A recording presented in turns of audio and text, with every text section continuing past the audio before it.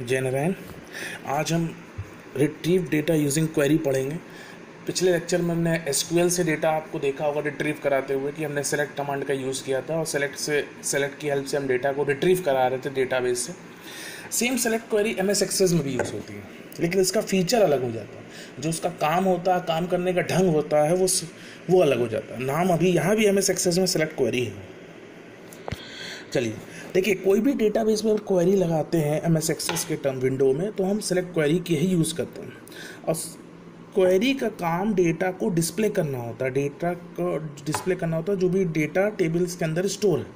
हमेशा ध्यान रखिएगा, a query can show the data from one or more tables from other queries. It is a form of combination of two. इस select query की help से हम data को retrieve कराते हैं। एमएस एक्सेस में भी क्वेरी का काम डेटा में जो भी डेटा स्टोर है टेबल में, उसको डिस्प्ले कराना होता है। चलिए देखिए कैसे करते हैं। सबसे पहले हम क्रिएट टैब पे जाते हैं। क्रिएट टैब पे जाने के बाद क्वेरी डिज़ाइन पे, उसके बाद शो टेबल बॉक्स आता है। शो टेबल बॉक्स में हम टेबल्स को सेलेक्ट करते हैं बाय डबल क्लिकिंग। टेबल्स को सेलेक्ट करने के लिए बाद हम उसमें फील्ड्स को सेलेक्ट करते हैं जिसमें हमको क्वेरी लगानी है। सपोज हमको स्टूडेंट नेम और क्लास में लगानी है, तो हमने स्टूडेंट नेम और क्लास को ऐड कर लिया। आप क्लिक करेंगे वो ऐड हो जाएगी। और फिर डिज़ाइन टैब में जाना है और रन क्वेरी पे क्लिक कर देना। रन पे क्लिक करिए टैब पे, क्वेरी रन हो जाएगी। देखिए सिंपल। हमने एक आपसे बताया, सबसे पहले हमने क्या किया, क्रिएट टैब पे गया। देखिए क्रिएट टैब आपको दिख रहा होगा ऊपर। क्रिएट टैब के बाद आपको करना क्या, दूसरे स्टेप में क्वेरी डिज़ाइन दिख रहा होगा। क्वेरी डिज़ाइन पे हमने गया। ठीक, क्वेरी डिज़ाइन पे जाने के बाद आपको उस पर्टिकुलर, हमने आपसे क्या कहा, आपको टेबल सेलेक्ट करनी है, तो आपने टेबल सेलेक्ट की पहले पे जाके। उसके बाद आपने फील्ड सेलेक्ट की जिस पे हमको क्वेरी लगानी है। उसके बाद सेलेक्ट करने के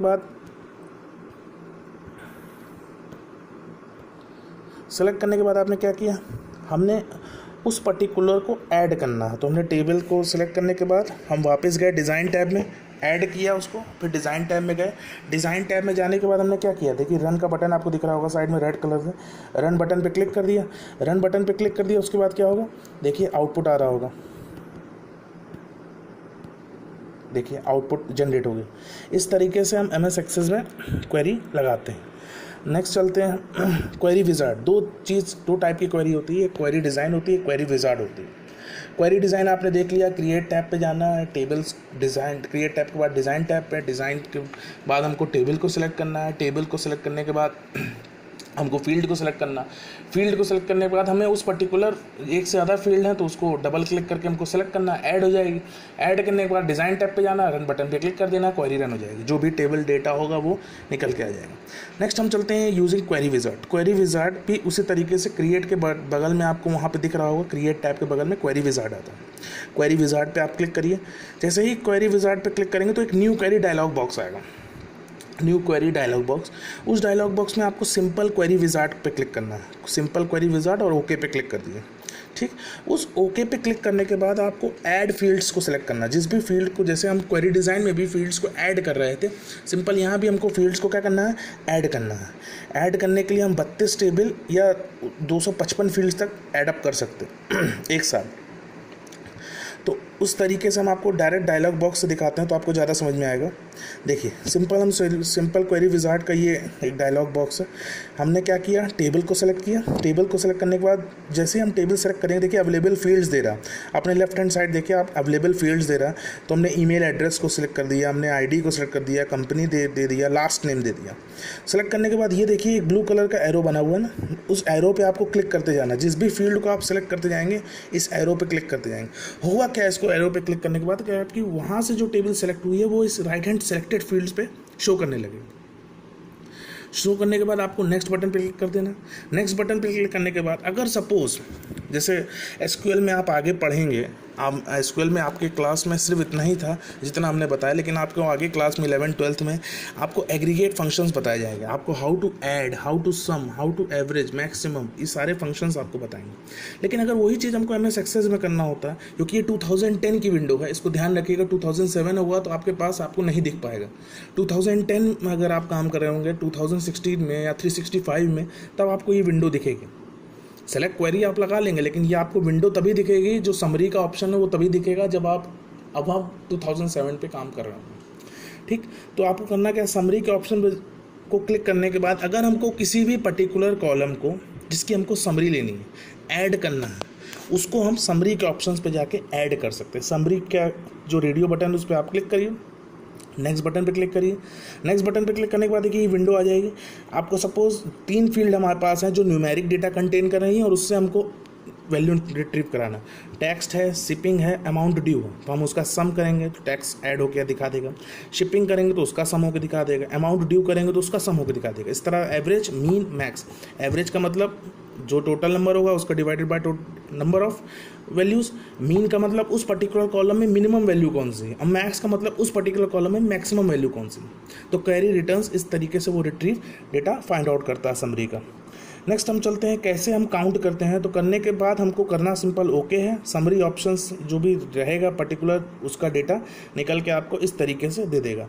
अब आपको देखिए ये एक साइड में दे रहा है ना, इस तरीके से डेटा निकल के देगा। अब इसमें लिखा हुआ how would you like to group the data in your query. कैसे आप ग्रुप, इतना आपको करना पड़ेगा।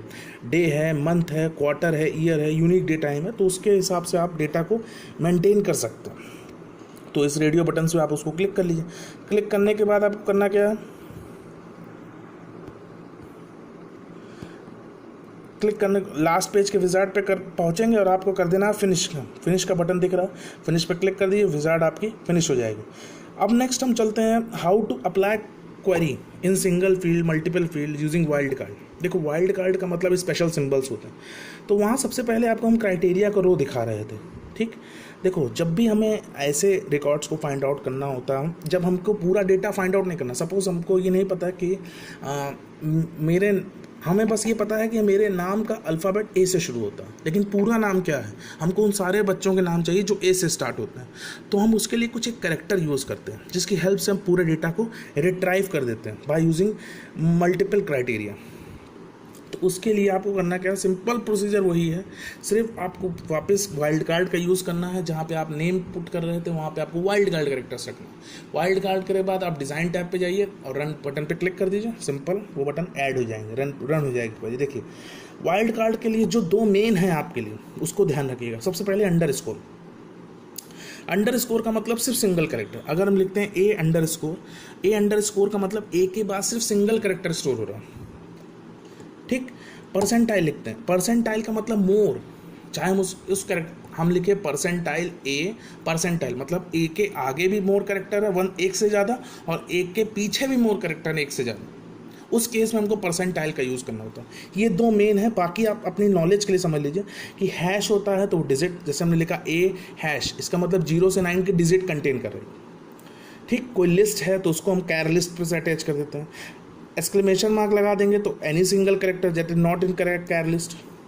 ठीक, एनी अल्फा न्यूमेरिक कैरेक्टर है तो ए से जेड और 0 से 9 तो एनी अल्फा न्यूमेरिक कैरेक्टर। तो ऐसे तरीके से बहुत सारे हैं। आपको सिर्फ 2 ध्यान रखने, एक अंडरस्कोर, एक मॉड। इसके अलावा आपको ध्यान रखने की कोई ज़रूरत नहीं है। देखिए इसी तरीके से हमने आपको दिखाया भी एग्जाम्पल में कैसे होगा। एग्जाम्पल देखिए, WH हमने एक एस्ट्रिक्स बना दी, तो फाइंड व्हाट ये हमने आपको मेमोरी में समझा रहे हैं कैसे काम होता है। वॉट है, वाइट है, वाई है, ये सारे कैरेक्टर्स को फाइंड आउट करेंगे। अगर हमने वही क्वेश्चन मार्क लगा दिया, ये अंडरस्कोर लगा दिया, तो be under question mark LL finds, अब क्या क्या फाइंड करेगा, बॉल है, बेल है, बिल है, जैसे रिलेटेड उसके वर्ड्स होंगे सारी चीज़ वो इस डिटेल से फाइंड करता रहेगा। ये सिर्फ आपके नॉलेज के लिए है, सिर्फ पढ़ने के लिए। इसमें से ऐसा कुछ एज इट इज़ नहीं पूछा जाता कि बस अंडरस्कोर और परसेंटाइल आपको ध्यान रखना है। 2 आपको बहुत ज़रूरी है ध्यान रखना, कैसे इसका यूज़ होता है। तो अब परफॉर्मिंग कैलकुलेशंस तो हमने आपको बता दिया था पिछले ही टेबल में कि हाउ टू परफॉर्म कैलकुलेशन। आपको करना क्या है, टेबल को ओपन करना है, डबल क्लिक करना है नेविगेशन पेन पे। नेविगेशन पेन मतलब जो लेफ्ट हैंड साइड का जो विंडो होता है उसको हम बोलते हैं नेविगेशन पेन MS एक्सेस में। Scroll horizontally to the right most column in the table, जो भी हमको स्क्रॉल करना है राइट मोस्ट कॉलम पे आना है। ऐड कॉलम हेडिंग पे हमको कॉलम हेडिंग हमको ऐड करना है, और वहाँ हम कैलकुलेटेड फील्ड ऐड करेंगे। जो हम डेटा शीट व्यू में ओपन कर रहे हैं उसको हम कह रहे हैं कि लास्ट वाले कॉलम पे आके हमने कैलकुलेटेड फील्ड, एक नई फील्ड ऐड कर दी। ठीक, और वहाँ पे जो भी कैलकुलेट करना उस फील्ड को हमको सेलेक्ट करना है, इक्वल टू का साइन। जैसे हम एक्सेल में, आपको याद हो क्लास 7th में कि हम कैसे ऐड कर रहे थे, तो एक्सेल में हम इक्वल टू का साइन ऐड कर रहे थे, वैसे ही हमको यहाँ भी करना है सेम परफॉर्मिंग कैलकुलेशन के लिए। तो हमने कैलकुलेटेड फील्ड बनाई, उस पर्टिकुलर 2 कॉलम को हमने लिया जिसको हमको कैलकुलेट करना है। इक्वल टू का साइन कहाँ लगाएंगे हम, कैलकुलेटेड फील्ड में, और उन 2 कॉलम को हम सेलेक्ट कर लेंगे और ओके कर देंगे, ड्रैग कर देंगे, सारे कैलकुलेटेड फील्ड एक साथ निकल के आ जाएंगे। सपोज हमको उसको कैलकुलेटेड फील्ड को मॉडिफाई करना है, सारी चीज़ डेटा शीट व्यू में बता रहे हैं हम, ध्यान रखिएगा। तो आपको करना क्या, फिर वापस नेविगेशन पेन पे जाना है, कैलकुलेटेड फील्ड को मॉडिफाई करने के लिए फील्ड टैब्स पे जाइए, प्रॉपर्टीज़ ग्रुप पे जाइए, मॉडिफाई एक्सप्रेशंस आता है उस पर क्लिक करिए, एक एक्सप्रेशन बॉक्स खुलेगा, जो भी आपको मॉडिफाई करना है वो आप वहाँ पर मॉडिफाई कर लीजिए, और मॉडिफाई करने के बाद उसको क्लोज़ कर दिए। क्लोज़ करने के बाद आपका जो भी मॉडिफिकेशन होगा वो सारी डेटा पे रिफ्लेक्ट कर रहा होगा। नेक्स्ट आता है ग्रुपिंग डेटा। देखो डेटा को हमको ग्रुप करने के लिए, अब हम सारा डेटा बना चुके हैं, हमको करना क्या है, ग्रुपिंग डेटा का मतलब रिपोर्ट तैयार करना। तो क्रिएट टैब पे जाइए, रिपोर्ट कॉलम पे क्लिक करिए, सारी टेबल्स को सेलेक्ट करिए जो भी आपको जिसके भी बेसिस पे आपको रिपोर्ट तैयार करना है। देखिए MS एक्सेस आपको एक लेआउट व्यू भी देता है, कैसा आपका रिपोर्ट दिखेगा दिखने के बाद, तो आप उसको अपने हिसाब से डिज़ाइन कर सकते हैं, नहीं तो बाय डिफ़ॉल्ट जो आपका व्यू है रिपोर्ट का उसको भी आप लेके चल सकते हो। ग्रुप करिए, ग्रुप करने के बाद सारी फील्ड्स ग्रुप कर लीजिए, उसके बाद सॉर्टिंग लगा दीजिए। For example that group on priority column, जिसको प्रायोरिटी पे रखना है वो आप सबसे पहले रख सकते हैं ग्रुप ऑन प्रायोरिटी पे करके, तो उसका डेटा सबसे पहले आपको दिख रहा होगा। जैसे सपोज हमको स्टूडेंट का एक रिपोर्ट तैयार कर रहे हैं, तो उसके लिए सबसे प्रायोरिटी है कि उसका एडमिशन नंबर सबसे ऊपर चाहिए, तो एडमिशन नंबर हम सबसे ऊपर, उसके बाद उसका रोल नंबर, उसका नाम, फादर नेम, एड्रेस, इस तरीके से हम उसका कॉलम को अपने हिसाब से हम डिज़ाइन कर सकते हैं, उसके बेसिस पे वो रिपोर्ट निकल के आएगी। आज के लिए इतना ही, होप करता हूँ समझ में आया होगा। जो भी क्वेश्चंस होंगे ज़रूर पूछिएगा। Thank you.